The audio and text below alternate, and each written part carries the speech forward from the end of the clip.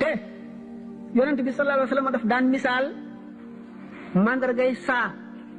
saa maanaam mandargay mujjug jamono te loolu lépp mu ngi ci jublu woon nit ñi nañu farlu te bañ a sàggan te ñu xam ne kat mbir mi lu tiis a tiis la te mbir mi kat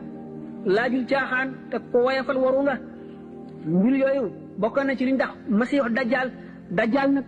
ñu kéemaane la woon ndax dajjal wala maaw yi nee ñu du kenn dajjal mooy tekki imposteur maanaam fenkat loo xam ne lii day fen te fen ya muy fen daf ciy nax nit ñi ba saa taxaw ñu defe ne ñu ngi ci dara fekk nekkuñu ci dara ñu alku dajjal moomu itteeloon na xalaatu yonante bi ak xolam ba daana ko faral di waxtaane di ci joxe ay misaal amoon na ku ñu wax saaf ibnu Sayaad moomu benn xaleelu yawut la woon si woon na ci jamono yonent bi ne mooy dajjal saaf ibnu Sayaad bi nga xamee ne yonent bi sallallahu alayhi wa sallam dégg na ko